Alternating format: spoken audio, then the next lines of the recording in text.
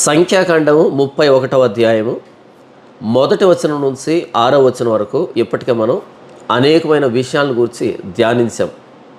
ఇశ్రాయేలీలు మిద్యానీలతో చేసినటువంటి యుద్ధం, ఆ యుద్ధానికి సంబంధించి దేవుడు ఇచ్చినటువంటి ఆజ్ఞలు కానీ, ఇశ్రాయేలు సిద్ధపాటు కానీ, ఆ యుద్ధాన్ని ముందుండి నడిపించిన వారెవరు, ఎందుకు, ఇలాంటి విషయాలన్నీ ఇప్పటికే మనం ధ్యానించాం. మొదటి వచనం నుంచి 6వ వచనం వరకు. ఇప్పుడు 7వ వచనం నుంచి 12వ వచనం వరకు ఆ యుద్ధం ఎలా జరిగింది, ఇశ్రాయేలీలు మిద్యానీలతో యుద్ధం ఎలా చేశారు, ఎలా ఓడించారు, ఎవరెవరిని చంపారు, ఆ యుద్ధ ఫలితాలేంటి, ఇశ్రాయేలీలు మిద్యానీల మీదకి దేవుని ఆజ్ఞ ప్రకారం యుద్ధానికి పోయి ఆ యుద్ధాన్ని ఇశ్రాయేలు ఎలా చేశారు, ఎలా గెలిచారు, గెలిచిన తర్వాత ఇశ్రాయేలీలు మిద్యానీయులు గెలిచినటువంటి ఇశ్రాయేలీలు మిద్యానీయుల పట్ల ఎలా ప్రవర్తించారు, మొత్తంగా యుద్ధం ఎలా జరిగింది, యుద్ధ ఫలితాలు ఏంటి అన్నదాన్ని 7వ వచనం నుంచి 12వ వచనం వరకు నేను చదివి వినిపిస్తాను. తర్వాత లోతులోనికి వెళ్దాం. యెహోవా మోషేకు ఆజ్ఞాపించినట్లు వారు మిద్యానీయులతో యుద్ధం చేసి, ఈ యుద్ధం ఎలా జరిగిందంటే యెహోవా మోషేకు ఆజ్ఞాపించినట్లు, ఇది దేవుని మాట మీద దేవుని ఆజ్ఞ చొప్పున జరుగుతున్నటువంటి యుద్ధం. వారు మిద్యానీలతో యుద్ధం చేసి మగవారిని అందరినీ చంపిరి. ఇక్కడ మగవారిని అందరినీ చంపిరి అనగానే చాలామంది అంటే ఇక మిద్యానీల్లో ఎవరూ లేరేమో, సమూలంగా పూర్తిగా ఏ పురుషుడు లేకుండా అందరినీ చంపివేశారేమో అనేటువంటి భావాన్ని తీసుకుంటారు ఇక్కడ. కానీ అందరినీ అనన్నప్పుడు ఎవరైతే యుద్ధానికి సన్నద్ధులై వచ్చారో వారిని అని, ఎంతమంది ప్రధానులైతే యుద్ధానికి వచ్చారో ఇశ్రాయేలుకి వ్యతిరేకంగా వాళ్ళని అని, అంతే తప్ప ప్రతి చిన్న బిడ్డని ప్రతి పురుషుణ్ణి, ఇక మిద్యాను దేశంలో మిద్యానీయుడు అని పిలువబడి ఏ పురుషుడు లేడు అని అర్థం కాదు. ఎవరైతే ఇశ్రాయేలుకు వ్యతిరేకంగా పాపం చేశారో, ఎవరైతే ఇశ్రాయేలీలకి తమ స్త్రీలని ఎరగా ప్రయోగించారో, ఎవరైతే ఇప్పుడు ఇశ్రాయేలుకు వ్యతిరేకంగా యుద్ధానికి వచ్చారో, యుద్ధవీరులు ఉన్నారో లేదా ప్రధానులు ఉన్నారో, వాళ్ళల్లో ఏ పురుషుణ్ణి, ప్రధానుణ్ణి కానీ సాధారణమైన సైనికుడిని కానీ, ఆ యుద్ధానికి వచ్చిన వారిలో లేదా యుద్ధానికి రాకుండా ఉన్నటువంటి ఇశ్రాయేలీలు బయలుపోయే విషయంలో, పాపం చేసే విషయంలో ఎవరైతే సహకరించారో, అలాంటి భావజాలం కలిగి ఉన్నారో అలాంటి మగవారిని అందరినీ చంపారు అని అర్థం. అంతేగాని ప్రతి చిన్న బిడ్డని, ప్రతి ఎంత చెడిపోయినటువంటి రాజ్యమైనా సరే కొంతమంది మంచోళ్ళు ఉంటారు కదా. ఉదాహరణకి యెరోబాము కుటుంబంలో యెరోబాము కుమారుడు మంచివాడు ఉన్నాడు కదా. కాబట్టి దేవుడు అంటున్నాడు, యెహోవా నీ కుటుంబంలో ఇతని యందు మాత్రమే మంచితనాన్ని కనుగొన్నాడు కాబట్టి ఇతని శవం సమాధికి వస్తుంది, ఇతనికి అంత్యక్రియలు జరుగుతాయి. మీ విషయంలోనైతే మీరు దిక్కులేని చావు చేస్తారు, మీ శవాలు బయట పడవేయబడతాయి సమాధి లేకుండా అని దేవుడు అంటాడు కదా. కాబట్టి ఎంత చెడిపోయినటువంటి రాజ్యమైనా సరే మంచి వాళ్ళు అనేవాళ్ళు ఉండొచ్చు. అలాంటి వారిని దేవుడు నాశనం చేయడు. సొదొమ గొమొర్రా ప్రాంతాలు చెడిపోయాయి, కానీ లోతును తప్పించలేదు. మిద్యానీయులు మగవారిని అందరినీ ఇశ్రాయేలు చంపారు అంటే ఎవరైతే యుద్ధానికి వచ్చారో, ఎవరైతే దుష్ట స్వభావం కలిగి ఉన్నారో అలాంటి వారిని, అలాంటి మగవారిని చంపారు అని అర్థమే తప్ప అందరినీ అని కాదు. అదేంటన్నా ఇక్కడ అందరినీ అని ఉంటే మీరేంటి ఇంత పొడవు సాగదీస్తున్నారే, అక్కడ లేదు కదా అలా అంటే, మనం న్యాయాధిపతుల గ్రంథం 6వ అధ్యాయాన్ని చూసినప్పుడు అక్కడ మిద్యానీలు ఇశ్రాయేలుని గెలిచి చెరబడతారు, చాలా కాలం పాటు పరిపాలిస్తారు. మరి ఇక్కడ మిద్యానీల మగవారిని అందరినీ ఇశ్రాయేలు చంపితే మరలా న్యాయాధిపతుల గ్రంథం 6వ అధ్యాయంలో మిద్యానీలు ఎక్కడి నుంచి వచ్చారు, దాని అర్థం ఏంటంటే మగవారిని అందరినీ అన్నప్పుడు ఎవరైతే యుద్ధానికి వచ్చారో, ఎవరైతే పాపం చేశారో ఆ మగవారిని అనే తప్ప మొత్తం అందరినీ అని కాదు. సరే, తర్వాత వచనం చూద్దాం. 8వ వచనం, చంపబడిన ఇతరులు కాక మిద్యాను రాజులను, అనగా మిద్యాను 5 రాజులైన యవీని, రేకేమును, సూరును, హూరును, రేబను చంపిరి. బెయేరు కుమారుడైన బిలామును ఖడ్గంతో చంపిరి. ఆ మొత్తం యుద్ధంలో ప్రధానులు ఎవరు అంటే 5 మంది రాజులు ఏకమై వచ్చారు. ఆ 5 మంది రాజులకి సలహాదారుడిగా, ఎలా యుద్ధానికి గెలవాలి అని చెప్పేటువంటి సలహాదారుడిగా బిలాము ఉన్నాడు. బిలామును కూడా చంపారు. అంటే మొత్తం రాజుల్ని, వారి సైన్యాన్ని చంపారు. దీని గురించి వ్రాయబడింది. మిద్యానీలో మగవారిని లేకుండా చంపారు అంటే ఈ 5 మంది రాజులు, వారి సైన్యాలు, వారితో పాటు బిలాము గతి చూడండి. బిలాముకు దేవుడు అన్ని దర్శనాలు ఇచ్చినా సరే బిలాము ఆ దర్శనాలకు లోబడలేదు కాబట్టి బిలాముకు పట్టినటువంటి గతి చూడండి. దేవుడు మన చెవుల్లో ఎన్నో సత్యాలను వినిపిస్తున్నాడు, తన ప్రత్యక్షతని మనకు కనబరుస్తూ ఉన్నాడు, తన ప్రేమని మన ఎడల చూపెడుతూ ఉన్నాడు. అయితే మనము ఆయన సువార్తకి లోబడకపోతే బిలాముకు పట్టినటువంటి గతి మనకు కూడా పట్టచ్చు. అపోస్తలుడైన పౌలు అంటాడు కదా, ఓ రాజా, ఆకాశం నుండి కలిగిన ఆ దర్శనానికి నేను అవిధేయుణ్ణి కాలేదు అంటాడు. ఆకాశం నుండి కలిగిన ఆ దర్శనానికి నేను అవిధేయుణ్ణి కాలేదు అంటాడు. ప్రభువైన యేసుక్రీస్తు వారు దమస్కు మార్గంలో సౌలుగా ఉన్నటువంటి పౌలుకి ప్రత్యక్షమైనప్పుడు పౌలు అంటున్నాడు, ఆ దర్శనానికి నేను అవిధేయుణ్ణి కాలేదు. కానీ బిలాము తనకు వచ్చినటువంటి దర్శనాల విషయంలో అవిధేయుడయ్యాడు. ఇలా మిద్యానీయుల శవాల మధ్య తాను కూడా విగతజీవిగా పడిపోయాడు. దారుణమైన చావు. అలాగే ప్రభువైన యేసుక్రీస్తు వారి సువార్త ఈ సర్వప్రపంచంలో మన చెవి దాకా వచ్చిందంటే, మన గడప దాకా వచ్చిందంటే, మన జీవితంలోనికి ప్రభువైన యేసుక్రీస్తు వారి సువార్త వచ్చి మనల్ని తాకింది, మన మూర్ఖ హృదయాన్ని మార్చింది అంటే ఆ ప్రభువైన యేసుక్రీస్తు వారి శిలువ సువార్తకు తగినట్టుగా మనం బ్రతకాలని, మనం నూతన సృష్టిగా చేయబడాలని. ఎలాగైతే అపోస్తలుడైన పౌలు ఆకాశం నుండి కలిగినటువంటి ఆ దర్శనానికి అవిధేయుడు కాలేదో, అలాగే సువార్తకు మనం అవిధేయులుగా ఉండకూడదు అని. కానీ బెయోరు కుమారుడైన బిలాము అవిధేయుడయ్యాడు. ఎంత దారుణమైన మరణం సంభవించిందో ఈయనకి. 9వ వచనం, అప్పుడు ఇశ్రాయేలీలు మిద్యాను స్త్రీలను, వారి చిన్న పిల్లలను చెరపట్టుకొని వారి సమస్త పశువులను, వారి గొర్రెమేకలన్నిటినీ, వారికి కలిగినది యావత్తును దోచుకొనిరి. మరియు వారి నివాస పట్టణములన్నిటినీ, వారి కోటలన్నింటినీ అగ్ని చేత కాల్చివేసిరి. వారు మనుషులనేమి పశువులనేమి సమస్తమైన కొల్ల సొమ్మును మిద్యానీయుల ఆస్తిని యావత్తును తీసుకునిరి. తరువాత వారు మోయాబు మైదానంలో యెరికో యొద్దనున్న యోర్దాను దగ్గర దిగి ఉన్న దండులో మోషే యొద్దకును, యాజకుడైన ఎలియాజరు వద్దకును, ఇశ్రాయేలుల సమాజం వద్దకును చెరపట్టబడిన వారిని, అపహరణములను, ఆ కొల్ల సొమ్మును తీసుకుని రాగా. ఇక్కడ 9వ వచనం చూస్తే ఇది చాలామందిని ఇశ్రాయేలీలు కానీ, ఇశ్రాయేల్ చేసినటువంటి యుద్ధాలను కానీ, ఇశ్రాయేలీల చేత యుద్ధం చేయించినటువంటి దేవుడైన యెహోవాను కానీ అపార్థం చేసుకోవడానికి అనుకూలంగా ఉన్నటువంటి వచనం. అంటే నిజంగా నిష్పక్షపాతంగా ఆలోచించినప్పుడు దేవుడు ప్రతి మానవుడికి జ్ఞానాన్ని ఇచ్చాడు కదా, ఆ జ్ఞానంలో కొంచెం ఉపయోగించినా సరే బైబిల్లో ఏ మాట కూడా తప్పుగా మనకు అపార్థం కాదు. అయితే మనం దేవుడిచ్చిన జ్ఞానాన్ని ఉపయోగించకుండా మన సొంత ప్రయత్నాలతో దేవుని తప్పుపట్టాలి, బైబిల్ని తప్పుపట్టాలి అంటే బైబిల్లో ఎన్నో తప్పులు ఉన్నట్టుగా మనం భ్రమపరచబడతాం. బైబిల్లో ఒక్కటంటే ఒక్క తప్పు కూడా లేదు. ఎందుకంటే బైబిల్ మీద ఉన్నటువంటి పేరు పరిశుద్ధ గ్రంథం. మనం పట్టుకున్న ఈ బైబిల్ మీద ఉన్నటువంటి పేరు ఏంటంటే పరిశుద్ధ గ్రంథం. ఈ పైన పరిశుద్ధ గ్రంథం అన్న తర్వాత ఈ లోపల ఉన్నటువంటి విషయం అంతా కూడా పరిశుద్ధతకు సంబంధించిందే ఉంటుంది. మనల్ని పరిశుద్ధులుగా ఎలా చేయాలి అన్నదానికి సంబంధించిందే ఉంటుంది.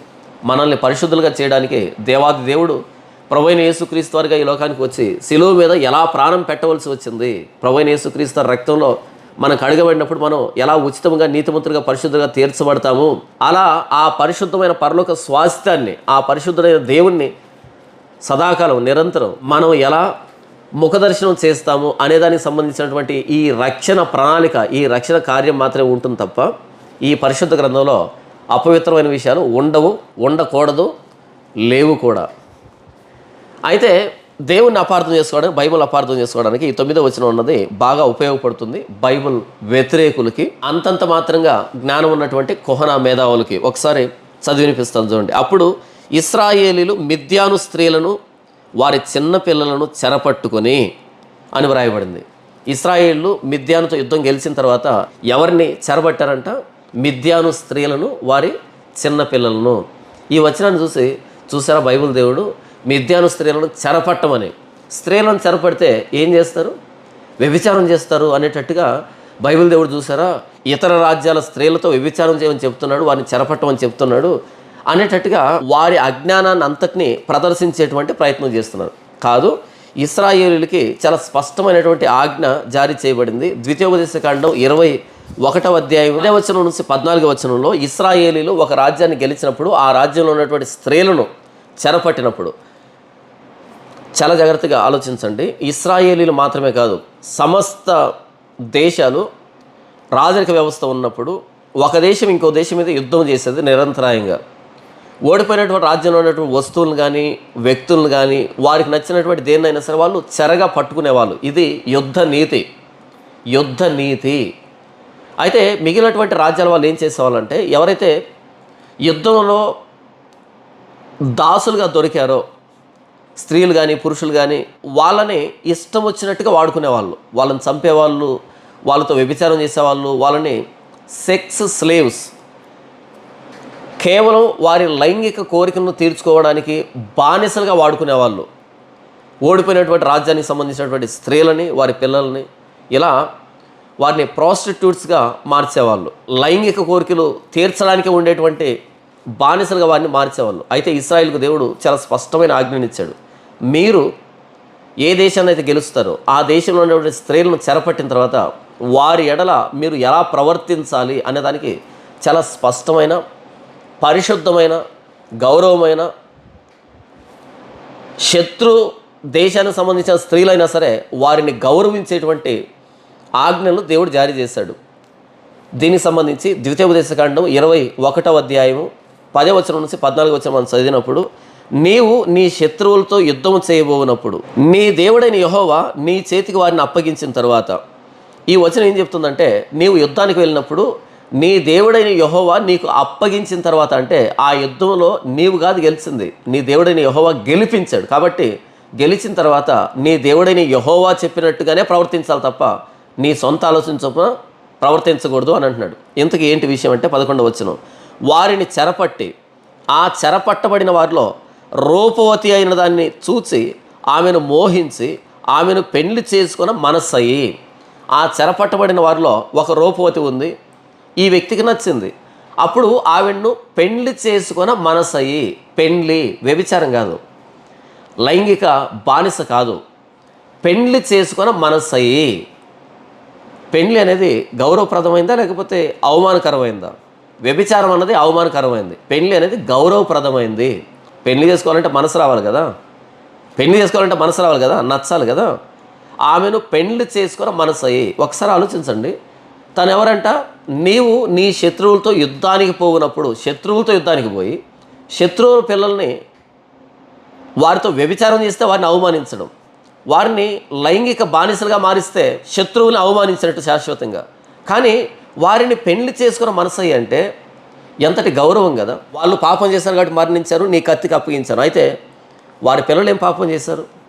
కాబట్టి మంచి చెడ్డలు ఎరిగినటువంటి, పాపంలో పాలుభాగస్తులు కానటువంటి వారిని చెరపట్టిన తర్వాత వారిని పెళ్లి చేసుకున్న మనసు అయ్యి పెళ్లి చేసుకోవాలి, వ్యభిచారం చేయకూడదు. ఎందుకంటే ధర్మశాస్త్రంలో దేవుడు చెప్పాడు వ్యభిచరింపకూడదు. అంతే, ముందు వెనక ఎలాంటి ఫ్రేజెస్ లేవు, ఎలాంటి క్లాజెస్ లేవు, ఫుట్ నోట్లు లేవు, ఎలాంటి గమనికలు, ముఖ్య గమనికలు, కొన్ని మినహాయింపులు ఏమీ లేవు. వ్యభిచరింపకూడదు అంతే. ఏ సందర్భంలోనైనా సరే వ్యభిచరింపకూడదు. అది పొరుగువారి భార్య కావచ్చు, లేకపోతే కన్యక కావచ్చు, లేకపోతే బానిస కావచ్చు, ఎవరైనా సరే వ్యభిచరింపకూడదు. దేవుడు నీకు ఇచ్చినటువంటి నీ భార్యతోనే నీ లైంగిక సంబంధం కలిగి ఉండాలి తప్ప ఇతరులతో ఎవరైనా సరే వ్యభిచరింపకూడదు అని ఫుల్ స్టాప్ పెట్టాడు. దానికి మినహాయింపులు, కొనసాగింపులు, రాయితీలు ఏమీ లేవు. అలా వ్యభిచరింపకూడదు అని ధర్మశాస్త్రంలో ఆజ్ఞ కలిగినటువంటి ఇశ్రాయేలీలు ఎంత రూపవతి అయినటువంటి, సౌందర్యవతి అయినటువంటి స్త్రీ వచ్చినా సరే, శత్రు రాజ్యంలో వారికి దొరికినా సరే వాళ్ళు వ్యభిచరింపకూడదు కానీ పెళ్లి చేసుకున్న మనసు అయ్యి పెళ్లి చేసుకునేటువంటి అవకాశాన్ని ఇచ్చాడు. పెళ్లి అన్నది చాలా గౌరవమైనది. వివాహము అన్ని విషయంలో ఘనమైనది. కాబట్టి శత్రుదేశపు స్త్రీలకి దేవుడిస్తున్నటువంటి ఆధిక్యత, మీరు వేశ్యల్లాగా, వ్యభిచారుల్లాగా, బానిసల్లాగా వారిని చూడకూడదు, పెళ్లి చేసుకోవచ్చు అని చెబుతూ ఆ పెళ్లి కూడా ఎలా చేసుకోవాలి అలా తీసుకొని వచ్చారు. వారి మీద మనసు అయింది, వెంటనే పెళ్లి చేసుకుని వెంటనే వారితో లైంగిక సంబంధాలు కలిగి ఉండాలన్నా? ఎందుకంటే వారు అప్పటికే వారి తండ్రుల్ని, వారి సహోదరుల్ని, వారి కుటుంబీకుల్ని, వారి స్నేహితుల్ని, వారి బంధువుల్ని అందరినీ కోల్పోయారు. ఆ బాధలో ఉన్నారు. వారి దేశాన్ని విడిచి ఇటువైపు దేశానికి వచ్చారు, బిక్కుబిక్కుమంటూ ఉన్నారు. ఇశ్రాయేల్ దేశం అన్నది వారికి శత్రు దేశమే కదా. కాబట్టి బిక్కుబిక్కుమంటూ ఉన్నారు. కాబట్టి వారి భావోద్వేగాలు అన్నవి సంసారానికి సహకరించవు. అంటే ఈ వ్యక్తికి మనసు అయింది, ఎందుకంటే గెలిచాడు కాబట్టి, కానీ తన మనసు సిద్ధంగా లేదే పెళ్లికి. కాబట్టి ఆవిడ భావోద్వేగాన్ని కూడా దేవుడు ఎలా గౌరవించమని చెబుతున్నాడో, పెళ్లి చేసుకోవాలని మనసు వచ్చింది, వాళ్ళు దొరికారు, మీ చేతిలో ఉన్నారు కాబట్టి మీ ఇష్టం అని చెప్పట్ల దేవుడు ఇక్కడ. అసలు దేవుడు మానవుణ్ణి ఎంత గౌరవిస్తున్నాడు అసలు ధర్మశాస్త్రం అన్నది ఆలోచిస్తే ఆశ్చర్యపోతాం. చూడండి, నీ ఇంట ఆమెను చేర్చుకున్న తర్వాత ఆమె తల క్షౌరం చేయించుకొని, నీ ఇంట ఆమెను చేర్చుకొని నీ ఇంటికి తీసుకొని రావాలి. ఆమె తల క్షౌరం చేయించాలి, గుండు కొట్టించాలి. ఎందుకంటే ఆమెను చూడగానే ఎందుకు మనసు అయింది, ఆ వెంట్రుకలు కానీ ఆ అందం కానీ, ఆవిడకి గుండు కొట్టించాలి. నీ దేశం అది కాదు, నీ దేశం ఇది, ఇక మీద నువ్వు కొత్త వ్యక్తివి. గుండు అంటే మనం పుట్టేటప్పుడు మన తల నిండా ఇంత పొడవు వెంట్రుకలే ఉండవు కదా, కొద్దిగా వచ్చి ఉంటాయి. అంటే కొత్తగా పుట్టినప్పుడు చాలా మట్టుకు వెంట్రుకలు లేకుండా ఉంటారు కదా పిల్లలు. అలా మరలా కొత్తగా పుట్టినట్టు మిద్యాను దేశంలో నుంచి ఇటువైపు వచ్చింది, తల క్షౌరం చేయించబడింది, అంటే మరలా కొత్తగా పుట్టినట్టు అనే దానికి గుర్తుగా. లేదా ఆవిడ వెంట్రుకలు ఆవిడకి అందం కాబట్టి అలా మిద్యాను అందం అన్నది పోయి ఇజ్రాయెల్ దేశంలో మరలా వెంట్రుకలు పెరగాలి. కాబట్టి అది కేవలం బాహ్య రూపాన్ని చూసి వచ్చినటువంటి కోరికైనా, లేకపోతే తాను గుండు కొట్టించుకొని మరలా వెంట్రుకలు పెరిగేంత వరకు కూడా ఆ ఇష్టం నిలిచి ఉంటుందా అనేటువంటి నిగ్రహానికి సంబంధించిన పరీక్ష కూడా కావచ్చు. చూడండి, నీ ఇంట ఆమెను చేర్చుకున్న తర్వాత ఆమె తల క్షౌరం చేయించుకొని గోళ్ళను తీయించుకొని తన చెరబట్టలు తీసివేసి నీ ఇంట నివసించి 1 నెల దినములు తన తండ్రులను గూర్చి ప్రలాపన చేయుటకు నీవు ఆమెకు సెలవీయవలెను. తరువాత నీవు ఆమె యొద్దకు పోయి ఆమెను పెళ్లి చేసుకుని వచ్చును, ఆమె నీకు భార్య అగును. చూడండి, ఆవిడకు తలక్షౌరం చేయించాలి, గోళ్ళు కత్తిరించాలి, చెరబట్టలు తీసివేసి తనకి వేరే వస్త్రాలు ఇవ్వాలి. అలా 1 నెల దినాలు తాను కోల్పోయినటువంటి తన తండ్రులను గూర్చి, సహోదరులను గూర్చి, తన కుటుంబీకులను గూర్చి తాను ప్రలాపించడానికి సమయం ఇవ్వాలి. ఈ నెల రోజుల్లో వెళ్ళి ఆవిడని రకరకాలుగా మాటలతో రెచ్చగొట్టడమో, లేకపోతే ఆవిడని ఇబ్బంది పెట్టడమో, ఆవిడ స్వేచ్ఛకు భంగం కలిగించడమో ఇలాంటివి చేయకూడదు. నీ చేతిలో ఉన్నా, నీ ఇంటిలో ఉన్నా, నీ ఆధీనంలో ఉన్నా సరే తనకి స్వేచ్ఛ ఇవ్వాలి. నెల రోజుల పాటు ఏడవాలి. నెల రోజుల పాటు ఏడ్చి, సరే వాళ్ళు గతించిపోయారు, ఇక వీళ్ళు నన్ను తెచ్చుకున్నారు కదా, ఇక వీళ్ళింట్లో నేను నివసించాలి జీవితాంతం అని తన మనసు నిశ్చయం చేసుకునేంత వరకు తనకు అవకాశాన్ని ఇవ్వాలి. ఎంతగా గౌరవిస్తున్నాడు కదా దేవుడు. ఎందుకంటే దేవుడైన యెహోవా తన స్వరూపంలో తన పోలిక చొప్పున నరుణ్ణి చేశాడు కాబట్టి, నరుణ్ణి ఆయన పురుషుని గాను స్త్రీని గాను చేశాడు కాబట్టి, మనమంతా ఆయన చేతి పని కాబట్టి మనల్ని గౌరవిస్తాడు ఆయన, మన భావోద్వేగాన్ని గౌరవిస్తాడు ఆయన. ఆ నెల దినములు తీరిన తర్వాత నీవు ఆమెను పెళ్లి చేసుకోవచ్చు. అప్పుడు ఆవిడ నీకు భార్య అవుతుంది. అంటే పెళ్ళి అనేటువంటి ఆ బంధంలోనే నీ లైంగిక కోరికలు తీర్చుకోవాలి తప్ప పెళ్ళికి బయట లైంగిక దుర్నీతి ప్రదర్శించకూడదు. పెళ్ళికి బయట లైంగిక సంబంధాలు ఉండకూడదు. నెల దినాలు తను ఏడవాలి, మనసు స్థిరం చేసుకోవాలి, మీ ఇంట్లో కలవాలి, అటు తర్వాత పెళ్లి చేసుకొని ఆవిడతో లైంగిక సంబంధాలు కలిగి ఉండాలి. ఎంత గౌరవించాడు కదా. కానీ ఇరుగు పొరుగు రాజ్యాలు ఏంటంటే అలా కాదు. శత్రుదేశపు స్త్రీలు దొరికారు అంటే వారిని చెరచడం, అక్కడే ఆ పాలెంలోనే యుద్ధం అయిపోగానే ఎవరు దొరికితే వారితో లైంగిక దుర్నీతిని సాగించడం. ఎందుకంటే దొరికారు స్త్రీలు అసలే బలహీనులు కాబట్టి వారిని చెరచడం. వారి మనుషులు, వారికి భావోద్వేగాలు ఉంటాయి, వారికి కోరికలు ఉంటాయి, వారికి బాధలు ఉంటాయి, వారికి అయిష్టాలు ఉంటాయి. ఇలాంటివేవి ఉండవు. మాకు దొరికారు అనేటట్టుగా వారిని అనుభవించడం, వారిని ప్రాస్టిట్యూట్స్గా అంటే వ్యభిచారులుగా చేయడం, సెక్స్ స్లేవ్స్గా లైంగిక బానిసలుగా చేయడం, అంటే వీళ్ళ కోరికలు తీర్చేటువంటి ప్రాణం ఉండేటువంటి వస్తువులు మాత్రమే, బొమ్మలు మాత్రమే అనేటట్టుగా వారి ఎడల ప్రవర్తిస్తారు మిగిలినటువంటి రాజ్యాలు. అయితే దేవుడు అంటున్నాడు చాలా స్పష్టంగా, పెళ్లి చేసుకోవాలి, దానికి కూడా సమయం ఇవ్వాలి, ఆవిడ మనసు స్థిరపడాలి, నీ మీద తనకి ఇష్టం పుట్టాలి. దేవుడు ఎంత గౌరవిస్తున్నాడు శత్రుదేశపు స్త్రీలను సైతం. దేవుని దృష్టిలో శత్రుదేశం ఏం కాదు. ఇశ్రాయేలు ఏడ వాళ్ళు ప్రవర్తించిన ప్రవర్తన బట్టి మాత్రమే వాళ్ళు శత్రువులు తప్ప దేవుని దృష్టిలో కాదు. ప్రపంచంలో ఉన్న ప్రతి మానవుడు, ప్రతి స్త్రీ దేవుని పోలిక, దేవుని స్వరూపం, దేవుని చేతి పని.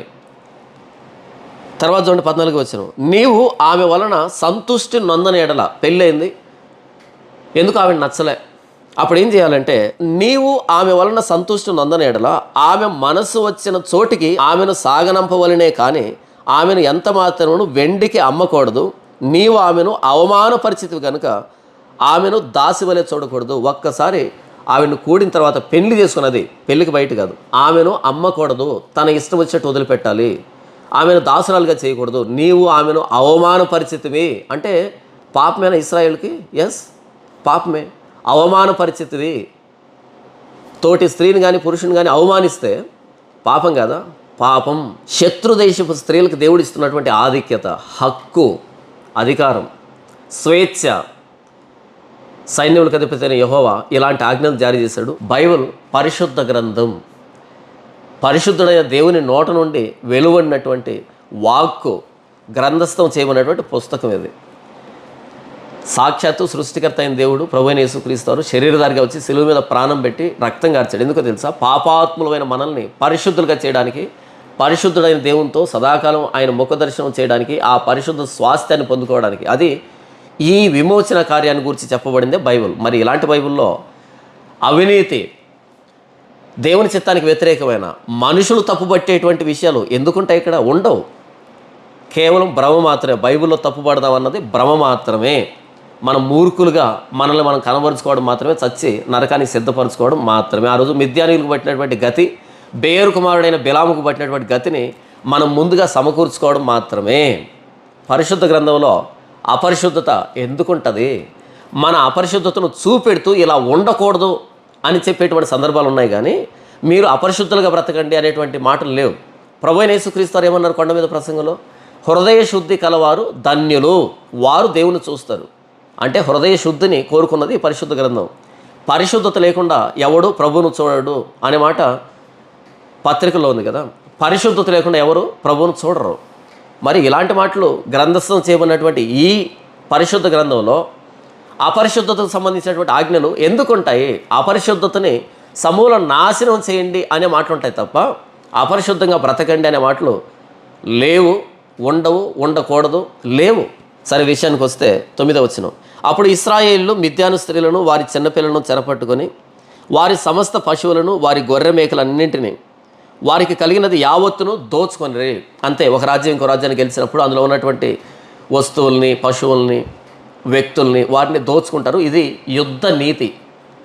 రాజరిక వ్యవస్థ అనేది ఎలా నడిచింది అనే దాని మీద కాసింత అవగాహన ఉన్నా సరే ఇక్కడ అపార్థం కాదు. ఒకవేళ చరిత్ర పట్ల ఏమాత్రం అవగాహన లేకుండా 10th క్లాస్లో 30 మార్కులు బిట్ పేపర్ చెప్తే అలా పాస్ అయినటువంటి మేధావులకి ఇది చాలా తప్పుగా అనిపిస్తుంది. అదేంటి దోచుకొనిరి అని ఉంది అని. యుద్ధ నీతి. మన భారతదేశం కూడా చాలామంది రాజులు ఉన్నారు గతంలో, వాళ్ళు కూడా యుద్ధాలు చేశారు కదా. కాబట్టి యుద్ధ నీతి ఏంటి, యుద్ధంలో ఎలా ప్రవర్తిస్తారు అనే దాని మీద అవగాహన లేని వాళ్ళకి ఇది అపార్థంగా అనిపించవచ్చు. దోచుకొనిరి అంటే అది యుద్ధ నీతి. ఓడిపోయిన వారి దగ్గర నుంచి వస్తువులు కానీ, పశువులు కానీ, మనుషులను కానీ తీసుకోవడం అని అర్థం. అంతేగాని దోచుకొని అంటే దొంగతనం చేశారని కాదు. యుద్ధంలో ప్రాణాలు తెగించి పోరాడారు, గెలిచారు. కాబట్టి వారిని ఆక్రమించుకున్నారు. ఒకవేళ వాళ్ళు వీళ్ళని గెలుచుంటే వాళ్ళు కూడా వీరి స్వాస్థ్యాన్ని ఆక్రమించుకుంటే వాళ్ళే. ఇది యుద్ధ నీతి. 10వ వచనం. మరియు వారి నివాస పట్టణములన్నింటినీ వారి కోటలన్నింటినీ అగ్ని చేత కాల్చివేస్తారు. శత్రు స్వాస్థ్యాన్ని కాల్చివేయడం, సమూలంగా నాశనం చేయడం, వారి కోటలను పడగొట్టడం అన్నది కూడా యుద్ధ నీతి. వారు మనుషులనేమి పశువులనేమి సమస్తమైన కొల్ల సొమ్మును మిద్యానీయుల ఆస్తిని యావత్తు తీసుకున్నది. ఇది కూడా యుద్ధ నీతి. తరువాత వారు మోయాబు మైదానంలో ఎరుకో యొద్దనున్న యోర్దాను దగ్గర దిగి ఉన్న దండులో మోషే యొద్దకును యాజకుడైన ఎలియాజరు వద్దకును ఇశ్రాయేలీయుల సమాజం వద్దకును చెరపట్టబడిన వారిని అపహరణములను ఆ కొల్ల సొమ్మును తీసుకొని రగాల. అలా ఆ చెరపట్టిన వారిని, ఆ కొల్ల సొమ్ముని, ఆ ఆస్తిని తీసుకుని మోషే దగ్గరికి, ఎలియాజరు దగ్గరికి వచ్చారంట. మోయాబు మైదానాల్లో ఎరుకో ఎదురుగా ఉన్నటువంటి ప్రాంతానికి వచ్చారు. అంటే 7వ వచనం నుంచి 12వ వచనం వరకు యుద్ధం ఎలా జరిగింది, యుద్ధంలో ఎవరెవరు మరణించారు, యుద్ధ నీతి ఏంటి, యుద్ధంలో ఇశ్రాయేలు ఎలా మిద్యానీయుల స్వాస్థ్యాన్ని సంపాదించగలిగారు, ఇదంతా కూడా యెహోవా ఆజ్ఞ చొప్పున జరిగినటువంటి యుద్ధం. ఇది దైవిక యుద్ధం. మిద్యానీయులు వ్యభిచారులు కాబట్టి షిత్తీములో దిగి ఉన్నటువంటి ఇశ్రాయేలుని నశింపజేయడానికి బెయిల్ పేరు విషయంలో తమ స్త్రీలను ప్రయోగించి వారిని వ్యభిచారంలో పడివేసి విగ్రహార్థంలో వారిని పాలుభాగస్తులుగా చేసి వారి నాశనానికి 24,000 మంది మరణానికి కారణమయ్యారు. కాబట్టి అలాంటి వారిని నిర్మూలించమని అలాంటి వారికి ప్రతిహింస చేయమని దేవుడే ఆజ్ఞ జారీ చేశాడు. ఇది దైవికమైన యుద్ధం. ఈ యుద్ధం ఎలా జరిగింది, ఎలా ఇశ్రాయేలు ఒక్కరు కూడా మరణించకుండా మిద్యాను స్వాస్థ్యాన్ని సంపాదించుకున్నారు, మిద్యాను దేశాన్ని తగలబెట్టారు అన్నది ఇంతవరకు మనం చూసాం. మొత్తంగా పాత నిబంధనలో యుద్ధ విధానం ఎలా జరిగిందంటే, అంటే సీనాయి పర్వతం దగ్గర నుంచి ఈ వాగ్దాన దేశాన్ని స్వతంత్రించుకునే వరకు కూడా యుద్ధం ఎలా జరిగింది అనంటే, కీర్తనల గ్రంథము 68వ కీర్తన 18వ వచనంలో ఈ మొత్తానికి సంబంధించినటువంటి ఒక సమ్మరీ లాంటి, సారాంశం లాంటి ఒక లేఖనం రాయబడింది. నేను చదివి వినిపిస్తాను. నీవు ఆరోహణమైతివి. ఆరోహణం అంటే పైకి ఎత్తబడడం. అంటే అర్థం ఏంటి? సీనాయి పర్వతం దగ్గర ఆ అడుగు భాగాన ప్రత్యక్ష గుడారం వేయబడితే ఆ ప్రత్యక్ష గుడారం మీదికి దేవుని సన్నిధి దిగి వస్తే, అలా ఇశ్రాయేలు ప్రయాణం చేసిన ప్రతిసారి ఆ ప్రత్యక్ష గుడారాన్ని వాళ్ళు విప్పి ఆ మందసాన్ని మోస్తూ ఉన్నప్పుడు ఆ మేఘం వారిని వెంబడించింది కదా, మేఘం వారి మీద ఎత్తబడింది కదా, మేఘం ఎత్తబడినప్పుడు వాళ్ళు ప్రయాణం చేశారు. దీన్ని గురించి నీవు ఆరోహణమైతివి. ఇశ్రాయేలు ప్రయాణం అంతట్లో కూడా ఆ మేఘం పైకి లేవడం అంటే ఆరోహణం. అంటే ఆ మేఘం దేవుని సన్నిధి గుర్తు కాబట్టి నీవు ఆరోహణమైతివి. అంటే దేవుడు వారిని నడిపించుకుంటూ వచ్చాడు మేఘం రూపంలో తన సన్నిధిని ఉంచి అనేటట్టుగా నీవు ఆరోహణమైతివి. పట్టబడిన వారిని చెరపట్టుకొని పోతివి. అంటే ఇలా దేవుడు ఆ మేఘం రూపంలో తన సన్నిధిని ఉంచి ఇశ్రాయేలును నడిపిస్తూ ఉన్నప్పుడు ఆరోహణమై, ఆ ప్రత్యక్ష గుడారం మీద నుంచి ఆరోహణమై వారిని నడిపిస్తూ ఉన్నప్పుడు పట్టబడిన వారిని, అంటే ఈ మధ్యలో అడ్డు తగిలినటువంటి అమాలేకులను కానీ, మిగిలినటువంటి ఈ మిద్యానీయులను కానీ, ఎదోమీయులను కానీ, ఈ సీహోనుని కానీ, ఓగును కానీ, ఈ రాజ్యాలన్నీ ఉన్నాయి కదా, యుద్ధాలు జరిగాయి కదా, అలా పట్టబడిన వారిని చెరపట్టుకొని పోతివి. అలా చెరపట్టావు ఆయా రాజ్యాలని అని మాట్లాడుతున్నాడు. మనుషుల చేత నీవు కానుకలు తీసుకుని ఉన్నావు. అలా ఏ రాజ్యాన్ని అయితే గెలిచారో వారి స్వాస్థ్యాన్ని ఆక్రమించుకున్నారు కదా, అలా మనుషుల చేత నీవు కానుకలు తీసుకుని ఉన్నావు. యుద్ధానికి వెళ్ళి గెలిచిన ప్రతిసారి అక్కడ ఉన్నటువంటి వస్తువుల్ని దేవునికి సమర్పించారు కదా, దేవునికి సమర్పించే వస్తువులు ఉన్నాయి, వాళ్ళు పంచుకునే వస్తువులు ఉన్నాయి, తగలబెట్టేటువంటి వస్తువులు ఉన్నాయి. ఇలా మనుషుల చేత నీవు కానుకలు తీసుకుని ఉన్నావు. ఇది పాత నిబంధన యుద్ధ పద్ధతి. సీనాయి పర్వతం దగ్గర నుంచి వాగ్దాన దేశాన్ని స్వతంత్రించుకునేంత వరకు యుద్ధ పద్ధతి ఏంటంటే, నీవు ఆరోహణం అవుతావి, మేఘం ప్రత్యక్ష గుడారం నుంచి పైకి లేవబడడం, అలా ప్రయాణం చేయడం, పట్టబడిన వారిని చెరపట్టుతవి, అడ్డొచ్చినటువంటి రాజ్యాలని చెరపట్టడం, నీవు మనుషుల చేత కానుకలు తీసుకుని ఉన్నావంటే వారి స్వాస్థ్యాన్ని దేవునికి సమర్పించడం, సమూల నాశనం చేయడం లేదా దేవునికి స్వాస్థ్యంగా సమర్పించడం. ఇలా దేవుడు నడిపించుకుంటూ యుద్ధం చేస్తూ వారి స్వాస్థ్యాన్ని ఇశ్రాయేలుకు అప్పగిస్తూ ఇలా జరిగింది పాత నిబంధనలో యుద్ధం అనేది. ఇదే వచనాన్ని అపోస్తలుడైన పౌలు ప్రభువైన యేసుక్రీస్తు వారికి ఆపాదించాడు. ఎఫెసీయులకు రాసిన పత్రిక 4వ అధ్యాయము 8వ వచనంలో, 68వ అధ్యాయము 18వ వచనంలో కీర్తన గ్రంథంలో రాయబడినటువంటి అదే మాటని అపోస్తలుడైన పౌలు పూర్తి వ్యతిరేక దిశలో ప్రభువైన యేసుక్రీస్తు వారికి ఆపాదిస్తున్నాడు. సీనాయి నుండి వాగ్దాన దేశానికి యుద్ధాలు ఎలా జరిగాయంటే కత్తితో, ఈటెలతో, ఆ యుద్ధాయుధాలతో భౌతికమైన యుద్ధాలు జరిగాయి కదా. కానీ ఆ యుద్ధాలన్నింటికంటే శ్రేష్టమైన యుద్ధం, అతి కష్టమైన యుద్ధం, చేయాల్సినటువంటి యుద్ధం, యేసుప్రభు మాత్రమే చేయాల్సినటువంటి యుద్ధం, చేసినటువంటి యుద్ధం ప్రభువైన యేసుక్రీస్తు సిలువను గురించి, ఆయన పునరుద్ధానాన్ని గురించి పూర్తి వ్యతిరేక దిశలో ఆ వాక్యాన్ని మలుస్తున్నాడు అపోస్తలుడైన పౌలు. ప్రభువైన యేసుక్రీస్తు సిలువలో ప్రాణం పెట్టడం అన్నది యుద్ధం. ప్రభువైన యేసుక్రీస్తు మేకులు కొట్టించుకోవడం, కొరడా దెబ్బలు కొట్టించుకోవడం, ముఖం మీద ఉమ్మివేతలు, ఆయన గడ్డపు వెంట్రుకలు పెరికివేయబడ్డాయి. ఉదయం మొదలుకొని సాయంకాలం వరకు ఆ ఎండలో ఆ 3 మేకుల మధ్య తన దేహాన్ని వ్రేలాడు తీసుకొని ఆయన అనుభవించినటువంటి శ్రమ, ఇదంతా కూడా యుద్ధం. అంధకార సంబంధమైన శక్తులతో, చీకటి శక్తులతో, పాపంతో, మరణంతో, ఈ పాప దాస్యముతో దేవుని ఉగ్రతను భరిస్తూ ప్రభువైన యేసుక్రీస్తు యుద్ధం చేశాడు. అలా యుద్ధం చేస్తూ ప్రభువైన యేసుక్రీస్తు మరణించి సమాధి చేయబడి 3వ దినాన మృత్యుంజయుడిగా, పునరుద్ధానుడిగా బయటకు వచ్చాడు. అది విజయం అని అపోస్తలుడైన పౌలు ప్రభువైన యేసుక్రీస్తు పునరుద్ధానుడు కావడం అన్నది ఆరోహణం కావడం అనే దాంతో పోల్చాడు. పాత నిబంధనలో ఆరోహణం అంటే ప్రత్యక్ష గుడారం మీద నుంచి మేఘం పైకి ఎత్తబడడం, ఆరోహణం అంటే కింద నుంచి పైకి ఎత్తబడడం కదా మేఘం. ఇక్కడ ఆరోహణం అంటే మృతుల్లోంచి ప్రభువైన యేసుక్రీస్తు పునరుద్ధానుడిగా లేవడం అన్నది ఆరోహణం.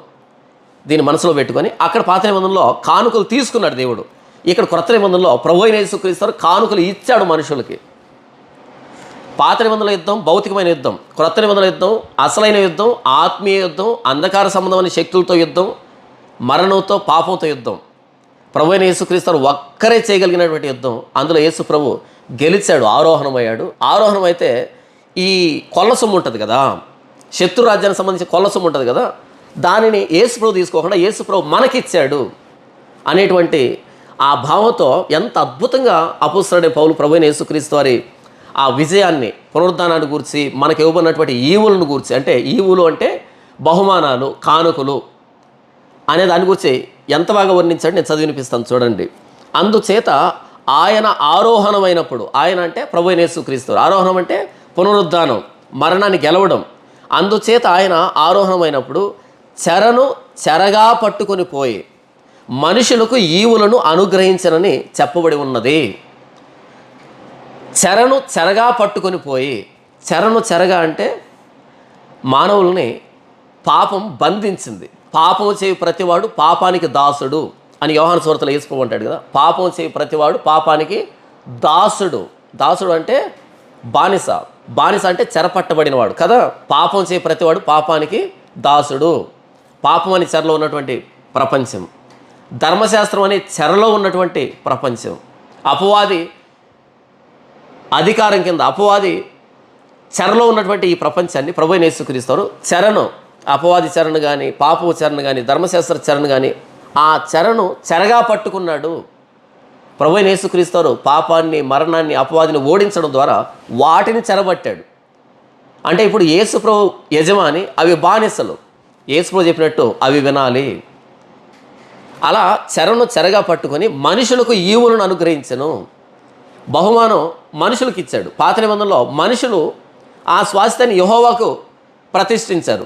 మనుషుల చేత నీవు కానుకలు తీసుకుని ఉన్నావు అని కీర్తనకారుడు వ్రాస్తే, ఇక్కడ అపోస్తలుడైన పౌలు అంటున్నాడు, మన ప్రభువైన యేసుక్రీస్తు మరణాన్ని గెలిచి, పాపాన్ని గెలిచి, అపవాదిని గెలిచి, పునరుద్ధానుడై, ఆరోహణుడై ఆయన చెరను చెరగా పట్టుకొని మనుషులకు ఈవులను అనుగ్రహించాడు. ఏంటి ప్రభువైన యేసుక్రీస్తులో నీకు నాకు ప్రాప్తించినటువంటి బహుమానాలు ఏంటి, లభించినటువంటి ఆ బహుమానాలు ఏంటి, ఈవులు ఏంటి అని మనం చూస్తే 13వ వచనంలో, పరిశుద్ధులు సంపూర్ణులగుటకు, క్రీస్తు శరీరము క్షేమాభివృద్ధి చెందుటకును, పరిచర్య ధర్మం జరుగుటకును ఆయన కొందరిని అపోస్తలులుగాను, కొందరిని ప్రవక్తలుగాను, కొందరిని సువార్థికులుగాను, కొందరిని కాపరులుగాను, ఉపదేశకులుగాను నియమించను. గతంలో మనమంతా ఎవరమే? పాపులమే. పాపముల చేతను, అపరాధముల చేతను చచ్చిన వారమై ఉండగా, పాపాన్ని బట్టి, అపవాదిని బట్టి, ఈ పాప దాస్యానికి లోబడి మనం జీవించుతున్నామన్న పేరు మాత్రమే కానీ మృతులుగానే ఉన్నాం కదా. అయితే ప్రభువైన యేసుక్రీస్తు పునరుద్ధానుడు కావడం ద్వారా కొందరిని అపోస్తలుగా చేశాడంట, కాపరులుగా చేశాడంట, ఉపదేశకులుగా చేశాడంట, సువార్థికులుగా చేశాడంట, బోధకులుగా చేశాడంట.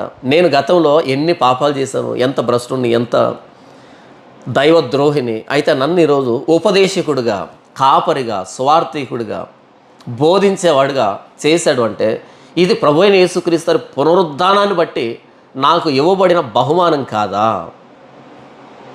నాకు ఇవ్వబడిన తలాంతు కాదా, ఇది నా సొంత సామర్థ్యమా, నా సొంత జ్ఞానమా? ఇంతవరకు మాట్లాడిన మాటలు కాదే. ఆయన ఇచ్చిన తలాంతు, ఆయన ఇచ్చిన జ్ఞానం, ఆయన నడిపింపు, ఆయన ప్రత్యక్షత. ప్రభువైన యేసుక్రీస్తు మృతుడై సమాధి చేయబడి పునరుద్ధానుడై ఆరోహణమై చెరను చెరగా పట్టి నా పాపాన్ని తీసివేసి, నా శాపాన్ని తీసివేసి, నేను అపవాది అధికారం నుంచి విడిపించబడి ప్రభువైన యేసుక్రీస్తు దగ్గరకు వచ్చి ఉచితంగా, పరిశుద్ధుడిగా, నీతిమంతుడిగా తీర్చబడి, నేను ఈరోజు బోధకుడిగా, కాపరిగా, సువార్థికుడిగా, ప్రభువైన యేసుక్రీస్తు మరణ సమాధి పునరుద్ధానం గౌరవించేవాడిగా నేను చేయబడ్డాను. అంటే ప్రభువైన యేసుక్రీస్తు నాకు ఇచ్చినటువంటి ఈవి, తలాంతు, బహుమానం మీకు కూడా ఇచ్చుంటాడు. కాకపోతే మీ తలాంతును మీరు దాచిపెట్టుంటారు, పాతిపెట్టుంటారు. నాకు ఇచ్చినటువంటి తలాంతుని నా శక్తి వంచన లేకుండా నా ప్రభువైన యేసుక్రీస్తు వారి కోసం ఉపయోగిస్తున్నా. నాకు దేవుడు ఒక తలాంతు ఇస్తే దాన్ని 2 చేయడానికి ప్రయత్నం చేస్తున్నా. 2 ఇచ్చుంటే 4 చేయడానికి, 5 ఇచ్చుంటే 10 చేయడానికి దేవుని కృపను బట్టి ఆ తలాంతును వాడేటువంటి, అది కూడా దేవుని కృపే. అలా నేను వాడబడుతూ ఉన్నా. పాత నిబంధనలో దేవుడు మనుషుల చేత కానుకలను స్వీకరిస్తే, ప్రభువైన యేసుక్రీస్తు కొత్త నిబంధనలో ఆయన చెరను చెరగాబట్టి మనకి ఈవులను అనుగ్రహించాడు. ఎందుకు పనికిరా నన్ను ఈ స్థితిలో ఉంచాడు, నిన్ను ఏ స్థితిలో ఉంచాడు నీకు తెలుసు. గతంలో ఏ స్థలంలో అయితే మనం ఎందుకు పనికిరాం అని అనిపించుకున్నామో అదే స్థలంలో మనల్ని దేవుడు ఊరేగిస్తున్నాడు కదా, గణపరుస్తున్నాడు కదా. అపోస్తలుగా, కాపరులుగా, ప్రవక్తలుగా, ఉపదేశకులుగా, బోధకులుగా ఇలా మనల్ని వాడుకుంటాడు. ఇవి ఈవులు, బహుమానాలు అని అపోస్తలుడైన పౌలు అంటున్నాడు. ఇశ్రాయేళ్లు మిద్యానీయుల్ని గెలవడం అన్నది భౌతికమైన విజయం. ఇశ్రాయేళ్లు మిద్యానీయుల్ని చెరబట్టడం అన్నది భౌతికమైనటువంటి విజయానికి గుర్తు. ఇశ్రాయేళ్లు మిద్యానీయుల్ని వారి స్వాస్థ్యాన్ని తగలబెట్టడం అన్నది భౌతికమైనటువంటి అవమానం. అయితే ప్రభువైన యేసుక్రీస్తు తను శిలువ మీద మరణించి సమాధి చేయబడి పునరుద్ధానుడు కావడం ద్వారా అంధకార సంబంధమైన శక్తుల్ని ఓడించాడు, పాపాన్ని ఓడించాడు, మరణాన్ని ఓడించాడు. ఇది ఆత్మీయ విజయం, పరలోక విజయం, దైవిక విజయం. పాపాత్ములు గర్వంగా తలెత్తుకునేటువంటి విజయం ఇది. పాపాత్ములు పరలోక స్వాస్థ్యాన్ని అధికారంతో ఆక్రమించుకోవడానికి ప్రభువైన యేసుక్రీస్తు గెలిచినటువంటి యుద్ధం, మన పక్షాన్ని గెలిచినటువంటి యుద్ధం. ఏ స్థలంలో అయితే మనం అవమానకరంగా బ్రతికామో అదే స్థలంలో ప్రభువును గణపరచడానికి మనకు దేవుడు తలాంతులను ఇచ్చాడు. వీటిని ఈవులు అంటున్నాడు అపోస్తలుడైన పౌలు. అయితే ఈ ఆయన ఆరోహణమైనప్పుడు చెరగా పట్టుకొని పోయాడు అంటే చాలామంది బైబిల్ పట్ల మిడిమిడి జ్ఞానం కలిగినటువంటి మేధావులు ఏం చేస్తున్నారు అంటే, యేసు ప్రభు మరణించిన తర్వాత పాతాళానికి వెళ్ళాడు, నిజమే వెళ్ళాడు, ఆ పాతాళంలో ఉన్నటువంటి పాత భక్తులందరినీ తీసుకుని వెళ్ళిపోయాడు, అది చెరగా పట్టుకొని పోవడం అంటే అని ఏంటో మరి ఎక్కడ నేర్చుకున్నారో, ఎవరు నేర్పించారో, మరి బైబిల్ను మేలుకొని చదివారో నిద్రలో చదివారో మరి నాకు తెలియదు. కానీ చెరగా పట్టుకొని పోయాడు అంటే పాపం అనే చెర, ధర్మశాస్త్రం అనే చెర, అపవాది అధికారం కింద ఉన్నటువంటి మానవ జాతిని ఆయన విడిపించాడు. ఆయన శిలువ జయోత్సవం చేత వారిని పట్టి తెచ్చి బాహాటముగా వేడుక కనబరిచను అని ఉంటుంది కదా కొలస్సీ పత్రికలో. ఆయన ప్రధానులను అధికారులను నిరాయుధులనుగా చేసి వారిని పట్టి తెచ్చి బాహాటముగా వేడుక కనబరిచాడు అని ఉంటుంది కదా. అది దీని అర్థం. చెరగా పట్టాడు అంటే అపవాదిని చెరబట్టాడు, పాపాన్ని చెరబట్టాడు, ధర్మశాస్త్రాన్ని చెరబట్టాడు. ధర్మశాస్త్రం అంతటిని నెరవేర్చడం ద్వారా ప్రభువైన యేసుక్రీస్తు శరీరం ముందు ధర్మశాస్త్రం నెరవేర్చబడడం ద్వారా ఆ ప్రభువైన యేసుక్రీస్తుని అంగీకరిస్తే ఆ నీతి మనకు ఆపాదించబడుతుంది. అలా మనం నీతిమంతులమయ్యాం. అంతేగాని చెరగా పట్టాడు అంటే పాతాళానికి వెళ్ళి పాతాళం ఉన్నటువంటి ఆ భక్తులందరినీ ఆయన పరలోకాన్ని తీసుకుని వెళ్ళిపోయాడు. ఎక్కడ నేర్చుకున్నారు, ఎలా నేర్చుకున్నారు? బైబిల్ చదివేటప్పుడు ముఖం కడుక్కొని చల్లటి నీళ్ళతో అప్పుడు చదవండి బైబిల్ని. ఆ నిద్రమత్తు పోయి అర్థమయ్యేటువంటి అవకాశం ఉంది. ఇదేదో పెద్ద మర్మం అన్నట్టుగా కాదు. కీర్తన గ్రంథం 68వ కీర్తన 18వ వచనంలో ఉన్నటువంటి ఆ వచనాన్ని పూర్తి వ్యతిరేక దిశలో ప్రభువైన యేసుక్రీస్తు వారికి ఆపాదిస్తున్నాడు అపోస్తలుడైన పౌలు. అంతేగాని ఇక్కడ ఎఫెసీ పత్రికలు ఇది ఉందని ఎక్కడే నిలబడి మన తనలో వచ్చినటువంటి ప్రతి చెత్త ఆలోచనని బైబిల్కి ఆపాదించకూడదు. నేను ఎందుకు ఇంత పరుషంగా మాట్లాడుతున్నాను అంటే, ఈ మాట చెప్తూ ఉన్నది పెద్ద పెద్ద పాస్టర్గా పిలువబడుతున్న వాళ్ళని చూసినప్పుడు జాలి అనిపిస్తుంది. ఎందుకో ఈరోజు దీన్ని చెప్పేటువంటి అవకాశం వచ్చింది, దేవుడు అనుగ్రహించాడు.